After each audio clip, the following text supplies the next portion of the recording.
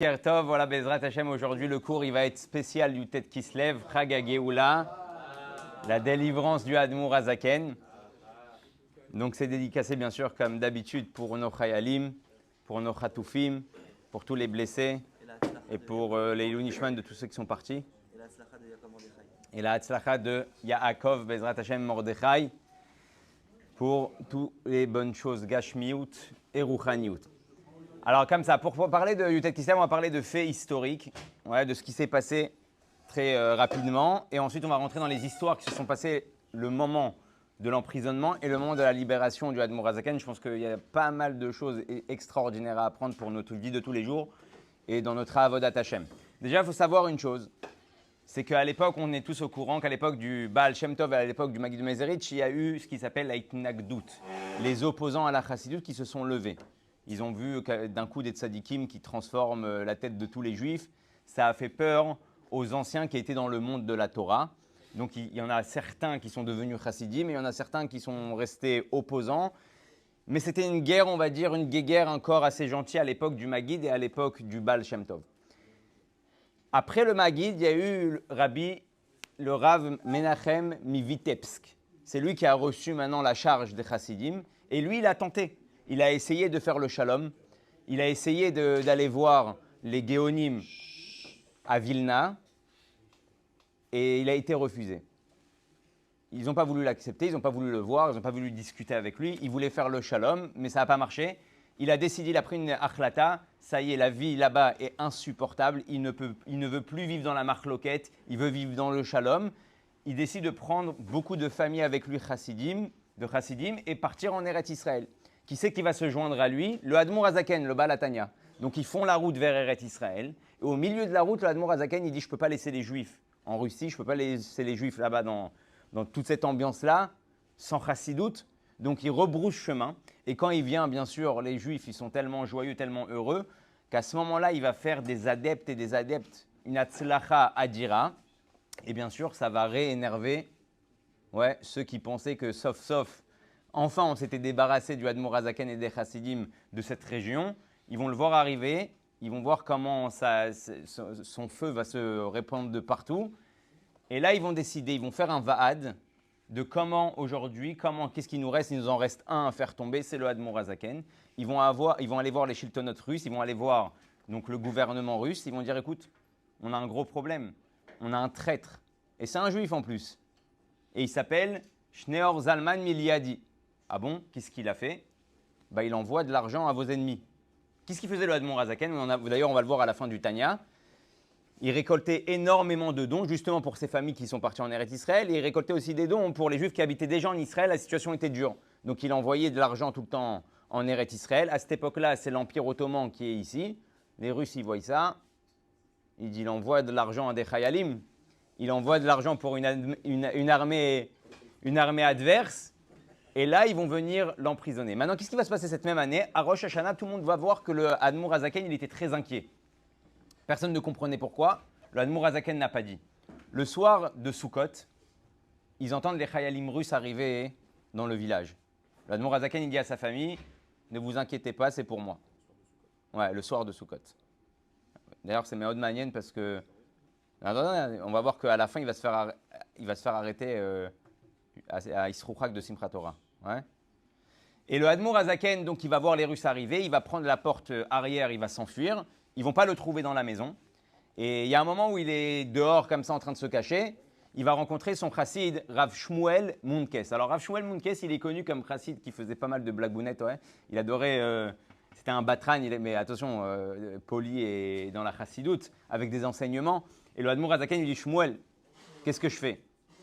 Je me rends ou je prends la fuite? Et Rav Shmuel Munkes, il va dire, Rebbe, de quoi vous avez peur? Si vous êtes un rabbi et un vrai rabbi, alors il ne vous arrivera rien. Et si vous êtes un imposteur, alors tant mieux qu'il vous arrête. Parce que vous avez enlevé le plaisir de milliers de juifs dans la Gashmiut, dans le plaisir de ce monde matériel. Donc il n'y a rien à perdre. Si tu es comme tu es, à Kol Besséder. Et si tu n'es pas comme tu es, alors il vaut mieux que tu sois arrêté. Le Admour Hazaken, il a bien aimé le Machal et le Nimshal. Et donc, il va décider de se rendre s'ils reviennent. Il va passer toute la fête de Sukkot. Pendant toute la fête de Sukkot, il va être à la maison. Pendant cette période-là, les Juifs vont être en ébullition, ils vont être en tension. Et pourquoi? Parce qu'ils vont comprendre que c'est les opposants. On parle de gens religieux. Ouais. On ne parle pas de Amé Haratzot. On parle de gens religieux qui étudient la Torah, qui sont derrière ce complot-là. Et la Sot Lachem, Efiru Torah Techa, ils se sont fait toutes sortes de psukim, de versets qui va en fait permettre qu'ils viennent de ce qu'ils font, c'est moutard et c'est même une mitzvah de faire ce qu'ils sont en train de faire. Et là, le Admor Hazaken, j'aimerais juste vous lire quelque chose d'extraordinaire. Le Admor Hazaken, il sent que les Chassidim, ils sont très en colère et que ça peut partir en vengeance et en milchama. Maintenant, on sait que ceux qui sont venus chercher le Admor Hazaken, ils sont venus avec un carrosse noir. Le carrosse noir, ça faisait référence à tous les traîtres à l'Empire russe. Et en général, quand tu rentres dans le carrosse noir, ouais, tu ne reviens pas. Donc les Chassidim, ils sont comme des fous. Tu as pris leur rabbi et tu l'as condamné en fait, tu l'as condamné à mort. Le Admor Hazaken, il va écrire comme ça. Pirsem bisruchak baboker. Mirtav klali eladat chasidei Chabad bo izir et chasidav umekusharav litchazek betikva ubitachon gamour. Il leur dit, je vous demande juste une chose avant que je me fasse arrêter. Donc on est dans la période de Tuchol HaMoed et juste avant le moment où il va se faire arrêter. Je demande à tous ceux qui sont attachés à moi, à tous ceux qui sont des chassidim, de se renforcer dans l'espoir et dans le bitachon b'Hashem. Ou bisrut rabotenu akdoshim ve'im bechach yeh lisbol ou mekabel zot alatzmo. Et vous inquiétez pas, j'ai pris sur moi de prendre ce nisayon-là à Zakol Beseder. Ouais, je ne pars pas avec un problème. Je suis chalem avec ce inyan-là. Attaque, Tev Rabbeinu Hazaken. Mevin ou et aremesh shiramazlo lifne arbe shanim moro verabi à Magid Mezerich. Maintenant, je comprends les allusions qu'avait fait mon maître, le Magid de Mezerich. Chez Yimuchar Lisbol v'yavru alav zmanim kashim. Il lui a dit, sache une chose, que tu vas passer des moments très difficiles dans ta vie. D'ailleurs, il faut savoir que l'Admor Hazaken, il s'appelait le Litvak, le lituanien. Parce qu'il avait une chita, c'est marrant parce que les opposants, ils étaient lituaniens et lui, il s'appelait le lituanien. Chez les Chassidim, c'était son petit kinouille, ouais, son petit surnom. Alors pourquoi? Parce qu'il avait la même chita de limoud et parce que le Maguide, avant de partir, il lui a dit, c'est toi qui vas devoir briser la forteresse de l'opposition. Il n'y a que toi qui es capable de faire ça. Parce que tu es un gaon, donc il n'y a que à toi qui peuvent écouter. Ve'u mazir et chassidav be'azara chamora ve'atra rabba. Et là, il dit à ses chassidim, acheriye machiye, qu'il arrive quoi que ce soit. On comprend les mots. Itnaagu besheket ou bemenucha. Comportez-vous avec du sheket, avec de la simplicité, la menucha neged amit nagdim. C'est-à-dire, ceux qui m'ont mis dans cette situation-là, je vous demande une chose, de ne pas se venger. Et plus que ça, il va leur demander de l'itnei gitam be'avat Israël.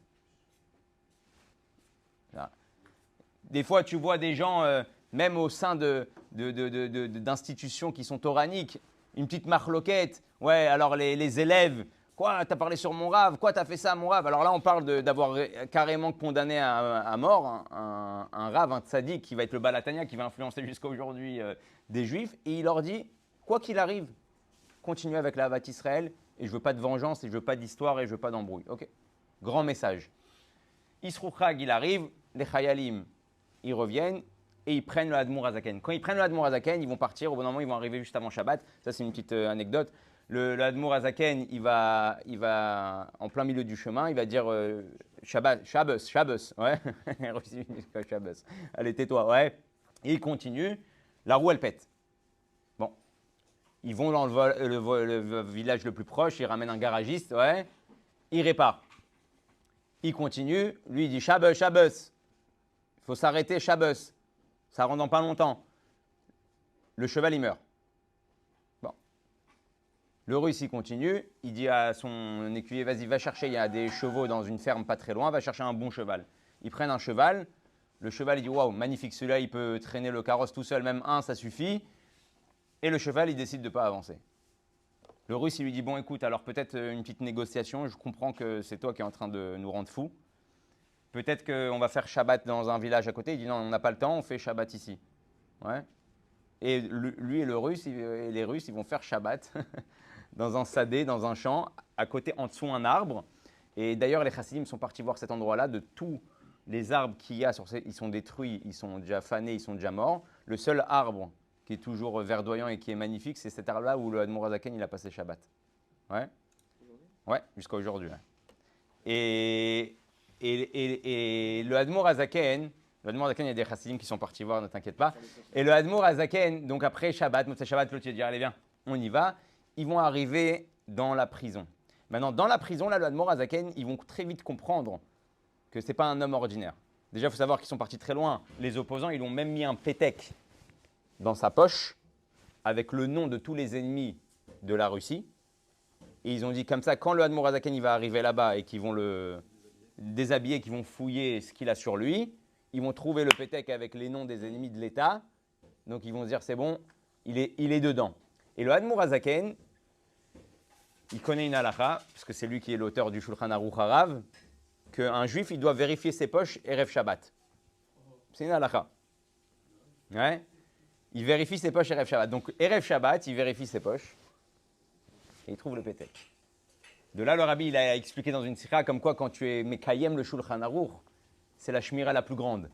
Ouais, on n'a pas besoin d'aller... On cherche toutes sortes de segoulottes pour être préservé. Quelqu'un qui est Mekayem le Shulchan Aruch, HaKadosh Baruch Hu, il le protège. Ça, c'est Derech Hagav. Donc, il va rentrer en prison et là, il va commencer les Chakirot. Maintenant, dans les Chakirot, il y a quelque chose de super malin. Il y a une histoire et j'aimerais qu'on s'arrête sur cette histoire-là. Elle est connue chez les Chassidim, mais il y a des enseignements que pas forcément tout le monde connaît. On va développer. Pendant une des Chakiras, il y a un Russe qui va rentrer. Il va lui dire, écoute, j'aimerais te poser des questions. Ils vont lui poser pas mal de questions, même Al-Pitora dans la Torah. Et il va lui dire, regarde, il y a écrit au début de Parashat Bereshit que Dieu il va dire à Adam Arishon, Ayeka, où tu es. Mais si c'est Dieu, il n'a pas besoin de poser la question où il est. Il sait tout. De toute façon, il n'y avait pas où se cacher. Il n'y avait pas des bâtiments, c'était pas comme Gaza. Ouais, il n'y avait pas où se cacher, il n'y avait pas des minarotes à cette époque-là. Ouais. Et là-bas, le Admour Azaken va lui dire, écoute, en réalité, Dieu, il permet à un homme de ne pas la viloto, de ne pas lui faire peur. Donc, la voito bidvarim, pour parler un petit peu avec lui et pour communiquer, qu'il ne soit pas choqué, parce qu'il venait de faire la faute. Alors, il lui dit, comme quand tu prends le téléphone, tu dis allô, ouais, tu dis pas Lionel, ouais, sinon, qu'est-ce qu'il y a? Il y a une embrouille, il y a un problème, tout va bien, ouais, ça va, allô Lionel, tu vas bien, tout va bien, ouais, bon, Hachem, dis-moi, j'arrive dans quelques minutes, ouais, d'accord. Donc, la voito bidvarim, pour ne pas choquer Adam Arishon et venir lui dire, qu'est-ce que tu as fait? Et qu'Adam Arishon, Chas Shalom, il va nous faire une crise cardiaque. Alors le Russe, il regarde, il dit, ça c'est le pirouge de Rashi. Mais le pirouge de Rashi, je le connais déjà. Je veux votre pirouge, je veux votre explication. D'accord? Derech Hagav, l'enseignement de tout ça, hein, c'est qu'un juif, il doit savoir que Dieu ne vient jamais avec lui par surprise. Ça, c'est l'enseignement de Rashi en réalité, profondément. C'est que pas seulement Dieu, il veut causer avec toi. Akadosh Baruch Hu, il ne vient jamais en surprise avec toi. Dans ta vie, il t'a fait des allusions avant. Il t'a préparé avant, il t'a envoyé des messages avant. Alors, est-ce que tu as vu, est-ce que tu n'as pas vu, est-ce que tu as écouté ou tu n'as pas écouté? Après, ça, c'est une autre question. Mais ça, c'est ce que Rashi veut nous enseigner. Là-bas, il lui dit, ok, tu veux mon pirouche? Il lui dit, regarde, Ayeka, ça veut dire où es-tu? Et quand il lui dit où es-tu, c'est la question qu'un homme, Adam Arishon, il représente tous les hommes, c'est la question qu'un homme, il doit se poser chaque jour. Où j'en suis? Aujourd'hui, j'ai 20 ans, aujourd'hui, j'ai 30 ans, aujourd'hui, j'ai 40 ans. Qu'est-ce que j'ai fourni? Qu'est-ce que j'ai amené? Qu'est-ce que j'ai rapporté à Kadosh Baruch Hu? Où j'en suis dans mon potentiel? Ça, c'est ce qu'un homme il doit se poser tous les jours. Et là, il le regarde dans les yeux et lui dit, et quand on a 38 ans, il avait 38 ans, alors Dieu il nous pose la question, où tu es? Le gars, il a été choqué. Le Sar, pardon, il a été choqué. Il comprend... Il va sortir du Inyan, il va écrire on a affaire à un homme Meyuchad Bemino. Je ne pense pas que c'est un traître. Il est loin d'être un traître. Et donc, il va leur faire que des histoires comme ça. Ça, c'est l'enseignement. Par contre, le Rabbi Rayat, des années plus tard, donc le Rabbi précédent, il va venir, il va dire vous savez que ce Hayeka-là, il a sauvé le Admour Azaken. Ça, c'est un autre enseignement encore plus profond. Parce qu'on peut avoir le sentiment que Hayeka, bon, ben, c'est surtout pour quelqu'un qui est entre Torah et entre ce monde-là. Ouais, mais quelqu'un qui est cool au Torah, qui est toute la journée dans la Torah et les mitzvot, bon, bah, Ayeka, Baruch Hashem, j'ai fini le chasse une fois, j'ai fini le chasse 2 fois, je fais Torah au mitzvot depuis des années, donc mon Ayeka, hein, mon où tu es, il est assez portant, il est assez bien. Et il dit, mais sache une chose, c'est que le Admour Azaken, en réalité, pourquoi il a été sauvé par ça? Pourquoi il a été sauvé? Parce que quand il était en prison, il a eu une élévation spirituelle tellement grande, au point où il était prêt à mourir. Ça y est, il n'y avait plus personne qui l'embête, il n'y a plus de yéchidout, il n'y a pas tout le monde qui vient te poser des questions par Nassa, santé, rouler. Il était dans une cellule, Mima Makim Keraticha Hashem. Donc l'Admour Hazaken, tu le mets dans un beth midrash ou dans une cellule pour lui. Ouais, c'est à la limite, il est encore plus tranquille. Et il va avoir une élévation à un point, comme on sait que chez les tzadikim, certains tzadikim, ils peuvent arriver à ce qui s'appelle klot anefesh. Klot anefesh, c'est un neshama qui sort de ton corps. Et il dit au moment où il va lui poser cette question-là de Hayeka, il était au moment où le Admour Hazaken, il allait partir de ce monde. Tellement il était en dvekout avec Akadosh Baruch Hu. Et quand il va lui répondre Hayeka, il va se rappeler lui-même que le but de ce monde-là, c'est pas de partir, c'est de savoir revenir. Et ça, c'est quelque chose de très profond. Parce que des fois, on va avoir le sentiment même dans notre famille que plus je m'élève spirituellement, donc ma situation, elle est bonne où j'en suis, mais en fait, si tu as oublié de revenir vers ta femme et tes enfants et ton entourage et ta communauté et influencer ce que tu as appris, alors la question, elle est où ton Hayeka? Pourquoi tu es sur Terre? Ça, c'est ce que le Admour Rabbi Arayatz, il va nous enseigner. Donc le Admour Hazaken, il a été sauvé par cette question-là de Hayeka. Même lui, il s'est dit, oh, si Hachem m'a envoyé cette question-là, c'est pas pour rien, c'est que j'ai encore mon travail à faire ici, il y a des Juifs qui ont besoin de moi. Et là, le Rabbi, il va nous donner un enseignement extraordinaire sur le Hayeka. Il y avait un Rav réformiste qui a écrit pas mal de livres aux États-Unis, et il a écrit au Rabbi, il s'appelait le Rav Herbert Weiner. Et lui, il va écrire un livre, et dans un livre, il va développer cette histoire-là de Hayeka sur Bereshit.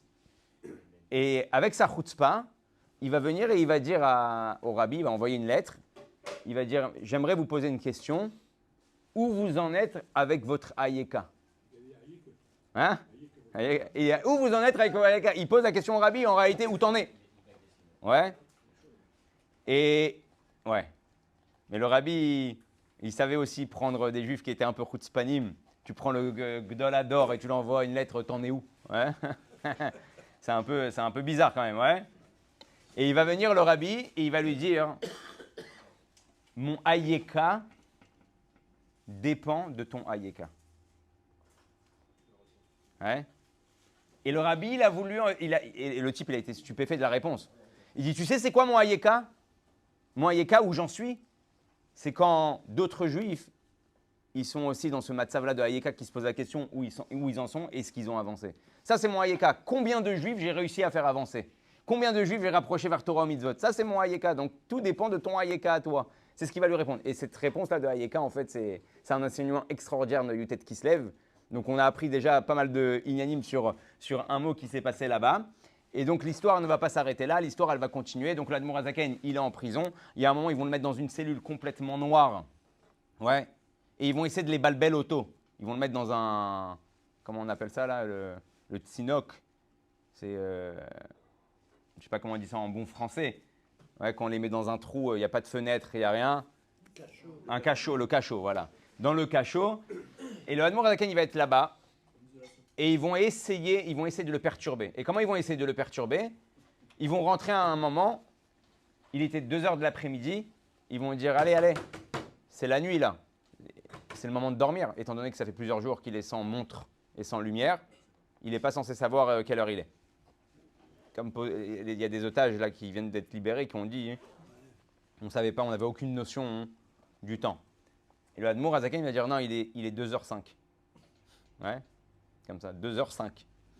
Et les Russes, encore une fois, stupéfaits, ils vont dire comment tu sais? Il dit les 12 heures de la journée, les 12 heures de la nuit, c'est des tsiroufim de Yudke Vavke. Ouais, en fait, chaque heure, chaque minute, elle a son tsirouf de Yudke Vavke qui fait vivre le monde à ce moment-là. Et celui qui arrive à voir les tsiroufim qui font vivre le moment présent, alors il n'a pas besoin de montre. Ici, il est quelle heure? Ouais. Donc encore une histoire. Donc là, plus ça avance et plus ils comprennent qu'ils se sont trompés sûrement de personnes. Maintenant, le Admour Hazaken, il va faire famine. Ouais, il va faire la grève de la faim. Il va pas manger. Pourquoi? À cause de la cacheroute. Maintenant, les Russes, ils pensaient qu'ils ne mangeaient pas parce qu'ils voulaient se tuer, ils voulaient mourir avant le jugement. Alors, il y a un Russe qui rentre et qui lui dit, regarde, ça se trouve, tu vas être bien jugé. Alors mange, ça ne sert à rien, tu vas mourir pour rien. Il dit, non, c'est une histoire de cacheroute.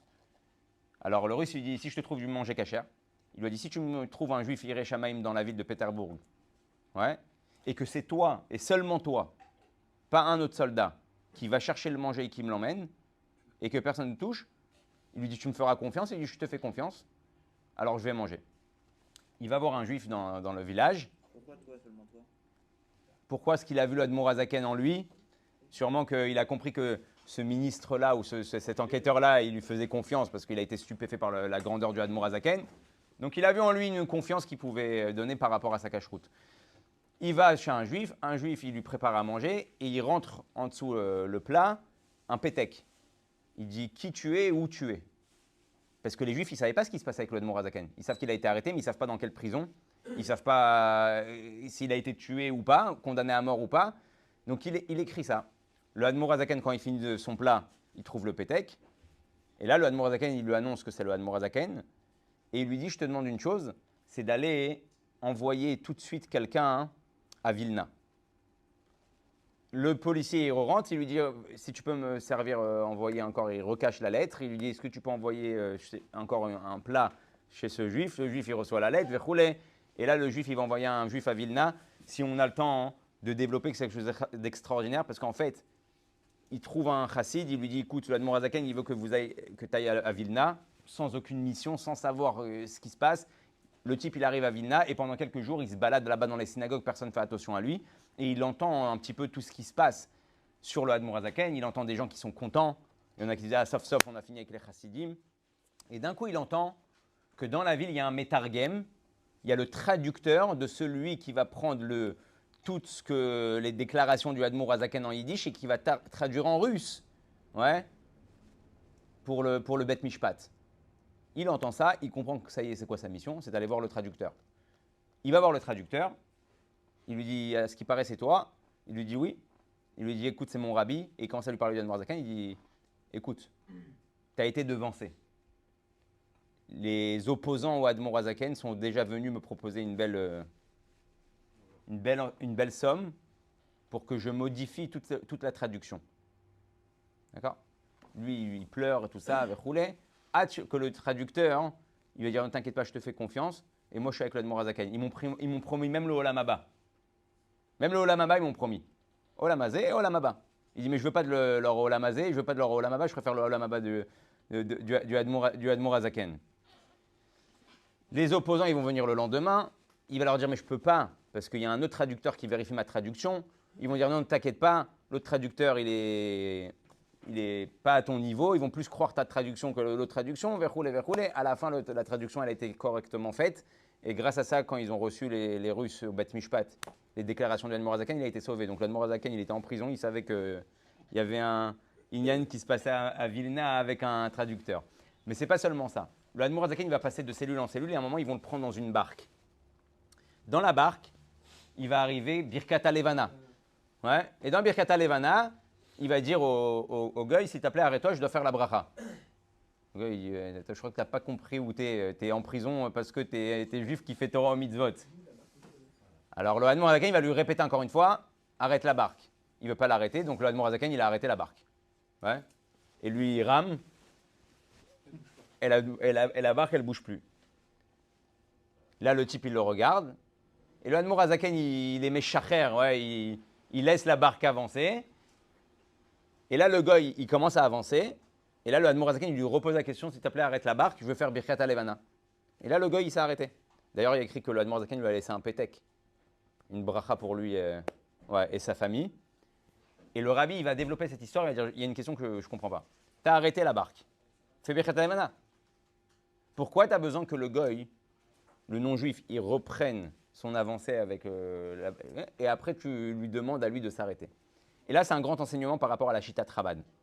La Shitat Chabad, elle n'est pas de Guélette pour ce qui s'appelle les miracles au-dessus de la nature. Le Admour Azaken et le Rabbi veut nous enseigner que les miracles qui s'habillent dans la nature, ils sont plus grands que les miracles qui sortent de la nature. Ça veut dire que quand maintenant, aujourd'hui, tu peux venir et dire, waouh, il y a des miracles de fou qui se passent, il y a des gens aujourd'hui, ils attendent dans la guerre le miracle, où Rachel Imenu, elle va se dévoiler, où Eliyahu Hanavi va voir les Chayalim sur le terrain, et tout le monde attend waouh, cette histoire de fou, ils ont un dévoilement, ils ont un miracle, ils ont cru qu'il y avait 100 000 tanks, et en fait, il n'y avait que 2 tanks, ouais, toutes ces histoires-là que les gens sont excités derrière ça. Hein. Alors c'est bien sûr que c'est un miracle qui casse la nature, c'est un miracle qui est au-dessus de la nature. Mais le Admour Azaken, il nous dit, Akadosh Baruch Hu, il veut que son monde se comporte naturellement. Et le plus grand miracle, c'est quand toi, tu es capable de voir un miracle qui s'habite dans la nature. Tu crois que c'est Kippat Barzel. Tu dis, ah, heureusement qu'on a Kippat Barzel, mais tu dis non, c'est Akadosh Baruch Hu. Tu crois que j'ai pas besoin qu'il y ait eu un grand dévoilement. Les Chayalim, ils se battent, tu dis, ah, là, Baruch Hashem, ils sont magnifiques, ces Chayalim. Bien sûr qu'ils sont magnifiques. Mais quand tu vois leur avancée et leur atzlacha et que tu arrives à comprendre, toi, dans ton sechel, que c'est un miracle, comment les Chayalim, ils se battent, et comment ils ont cette adrénaline, et comment ils ont une réussite extraordinaire, et que ça continue, Bezrat Hashem, Od Yoter Tov, encore mieux. Là, le Admor Hazaken, il dit là, c'est comme ça que tu vas commencer à avoir la perception de Dieu de tous les jours. Et pourquoi on parle de ça? Parce que toute ta journée, c'est un miracle qui s'habille dans la nature. Et c'est ça que l'Admor Hazaken, il veut que tu vois. Il dit, je veux pas que tu aies la perception d'Akadosh Baruch Hu que quand il y a quelque chose qui sort de l'ordinaire, que quand il y a un miracle au-dessus de la nature. Je veux que tu arrives à voir dans la nature Akadosh Baruch Hu à chaque instant. Et c'est pour ça qu'il va lui dire à ce gars, reprends le, vas-y, avance, maintenant arrête-toi de toi-même. J'ai réussi à te faire arrêter la barque d'un non-juif qui t'a mis en prison pour faire Birkat Alevana. Ça, c'est un miracle qui s'est habillé dans la nature. Je peux l'expliquer. Ah ouais, bon, il s'est arrêté. Mais en fait, c'est lui qui est derrière et c'est exactement ce qu'il veut nous faire percevoir par rapport à Kadosh Baruch Hu. Autre chose. Bien sûr, bien sûr. Et autre chose, dans le moment où il va être dans la cellule, il y a écrit que le Magid de Mezerich et le Baal Shem Tov vont venir le visiter, physiquement parlant. Ils n'étaient plus de ce monde. Ouais, un autre miracle. 2 personnes dans la cellule qui viennent rendre visite alors qu'ils ne sont plus d'ici. Et ils vont rentrer dans la cellule et ils vont venir soutenir le Admor Hazaken. Et le Admor Hazaken va dire d'où il vient ce qui trouve, d'où elle est venue cette accusation. Il m'a dit écoute, là, t'es parti loin. Hein. Dans le dévoilement. Alors, on sait qu'à l'époque du Zohar, de Rabbi Shimon, c'était que Yechidei Sgula qui avait le droit d'étudier. Après, il y a eu un développement grâce au Harizal. Après, il y a eu un développement grâce au Baal Shem Tov. Mais combien même? Ça veut dire qu'on dévoilait à tout le monde, mais pas tout le monde avait accès à la compréhension de la chassidoute. Il lui a dit, toi, ton accusation, elle est faite sur le Ofen de Chabad. Et c'est quoi le Ofen de Chabad? C'est que l'Admor Hazaken, il vient, il fait un retournement de situation. Il dit maintenant, je ne veux pas que les gens entendent juste parler de chassidoute. Je veux que même un enfant et le juif le plus simple puisse comprendre les choses les plus profondes de la Torah et les Mitzvot. Et là, il est venu au Kitroug. Les anges, ils ont dit, c'est quoi cette histoire? Un enfant, il va me parler d'Atsilut. Un enfant, il va me parler de Chochma Bina Vedaat. Un enfant, il va me parler des Olamot. Un enfant, il va me... Quel rapport? Il faut être prêt. Il faut être un tzaddik. Il faut être injuste. Il faut être propre. Il faut être zach. Et là, le Admor Hazaken, dans sa chita, c'est de pouvoir permettre pas seulement d'entendre des beaux slogans de la chassidoute. Beaucoup, ils aiment les slogans de la chassidoute parce que c'est joli. Mais il n'y comprend pas grand-chose en réalité. Il n'est pas parti chercher d'où est venu ce slogan. Là, le Admor Hazaken, il va te mettre avec le Tanya. D'ailleurs, vous savez que le Tanya, il est 53 prakim par rapport aux 53 jours où le Admor Hazaken, on voit que c'est l'accusation. 53 jours, le Admor Hazaken, il était en prison. Plus que ça, le 53 prakim, le chapitre du Likuta Amarim, il est aussi Keneged les 53 parashiot qu'on a dans la Torah. Donc tout ce lien-là, il vient montrer que dedans, il y a toute la Torah en réalité. Et ça vient expliquer la profondeur de la Torah. Hein. Et c'est les 53 jours de prison. C'est logique que les anges. C'est comme maintenant, je dis par exemple un mec, un juif normal, il ne peut pas maintenant commencer à prendre le Zohar et commencer à mourir. La chassidoute, c'est 99,99999% de Zohar. C'est encore un dévoilement du Zohar. Donc ça veut dire que si maintenant, genre moi, je vais venir commencer à prendre le Zohar, le Tanya tel qu'il est. Oh, alors justement, il y a eu le Kitroug. Le Kitroug, il est là, la preuve, il est en prison. Maintenant, quand il va poser la question au Baal Shem Tov, il va lui dire ok, alors donc j'arrête. Je prends sur moi d'arrêter. Et là, le Baal Shem Tov et le Magid vont lui dire étant donné que tu as commencé, tu dois continuer. Et le jour de la libération, pourquoi on appelle ça Rosh Hashanah la Chassidut chez les Chassidim? Parce que le jour de la libération, c'est la preuve que Dieu aussi a approuvé, même contre cette accusation-là, hein, que ça y est, il y a Zman, que même les gens les plus éloignés, même les gens qui ne sont pas forcément au niveau, comme nous tous en réalité, on n'est pas au niveau, puissent avoir accès à la Pnimut Torah, ce qui s'appelle le joyau qu'il y a sur la couronne du roi. Ouais. Et c'est ça qui va faire de ce jour-là hein, un jour aussi grand. Maintenant, le Admor Hazaken il va faire des mamarim quand ils vont le sortir de prison. Là-bas, il y a écrit qu'il était en plein pasouk de Pada Beshalom Nafshi. Pada Beshalom, tout le monde a entendu cette chanson-là. Pada Beshalom Nafshi, c'est un télim que David il a dit. Et en réalité, là-bas, il explique quoi, le Admor Hazaken? Que la force, c'est pas quand tu te bats et tu combats contre un ennemi. Parce que quand tu combats contre un ennemi, ton ennemi restera toujours ennemi. Le jour où il peut te la remettre, ouais, il se relève et te la remet. On n'a pas besoin d'expliquer dans l'histoire d'Israël cette histoire d'ennemi. Le Admor Hazaken, il dit Pada Beshalom Nafshi, tu m'as libéré par le shalom. La plus grande victoire dans un conflit, c'est quand le conflit, en fait, il a été gagné par le shalom. C'est-à-dire que quand tu es arrivé maintenant à un shalom, l'ennemi, il n'a plus d'ignan de... Je ne parle pas des faux shalom comme on a autour de nous, ouais, que c'est juste, encore une fois, une question de guerre, une question de peur. Je te parle d'un vrai shalom. Quand tu as un vrai shalom, tu n'as pas de souci qu'un jour, il va se lever, il va péter un plomb et il va venir t'attaquer. Ça y est, tu as pris l'ennemi, tu l'as rendu ton ami. Et il dit, c'est ce qui s'est passé le moment de Yutet qui se lève. C'est-à-dire que même les ennemis du Admor Hazaken, sans faire de guerre, la preuve, il n'a pas appelé à la guerre. Il n'a pas appelé à des représailles. Il a appelé au shalom. Et par le shalom, les gens sont venus dans son camp. Même les Russes, ensuite, ils l'ont libéré avec des honneurs, comme quoi c'est un bon citoyen, verroulé. Même les Russes, ils ont compris qu'ils avaient affaire à quelqu'un de grand. Ça, c'est un petit peu, en tout, en bref, tout ce qui s'est passé pendant Yutet Kislev. Kamouvan qui a une tonne d'histoires à raconter, à rajouter. Juste pour finir, comme ça on finit aussi avec une histoire de Rabbi Levi Yitzhak de Barditchov.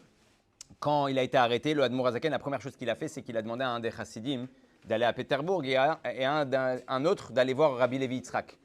Il a fait un pidyon nefesh, il a fait un pan. Il a dit, tu le remets à Rabbi Levi Yitzhak de Barditchov.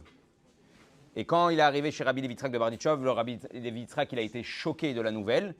Et il a dit au chassid, est-ce que le Admor Hazaken était anxieux? Le chassid, il a dit oui, il était anxieux. Alors il va lui poser la question, Bechitzoniut ou Bepnimut? Il est anxieux intérieurement ou extérieurement? Le chassid, il dit, je pense extérieurement, parce qu'il a oublié ses pantoufles, mais il n'a pas oublié son talit et ses tefilines. Donc Bepnimut, il est toujours là. Et là, encore une fois, Rabbi Levi Yitzhak, il va dire le Litvak, ouais, le lituanien, hein, il voit bien. Ouais. Comme ça, il va donner cette phrase. Et après, il va lui poser la question, et dis-moi, c'est quoi le nom de la mère du Admor Hazaken? Et le chassid dit, ouais, j'ai oublié de lui poser la question. Alors, il va ouvrir le Chumash, et dans le Chumash, il va voir que Yaakov, Yarad Mitzrayma, qui est Shever ben Mitzrayim. Il a pris les lettres Shever. Shever, il a dit Shneor ben Rivka, le nom de sa mère. Hein. C'est Shneor ben Rivka, et il s'est avéré que c'était Nachon. C'était encore une petite histoire pour vous dire les miracles et tous les nianim qu'il y avait autour. Donc, je vous souhaite, comme on souhaite à tous, hein? Il a été libéré par rapport à la Hakira, à toutes les Hakirot qu'ils ont vu que, et le Tirgoum, ouais, la traduction de tout ce qu'il avait déclaré, que c'était bon et que c'était vrai. Et donc c'est pour ça que c'est un grand jour. Et donc on se souhaite à tous une bonne année, ouais, matérielle et spirituelle. Et Bifra dans le limoud de Torah Chassidut. Et Bezrat Hashem, grâce à Yutet Kislev, cette année, on espère qu'on rentrera encore plus profondément dans le livre du Tanya. Voilà, bonne journée à tous.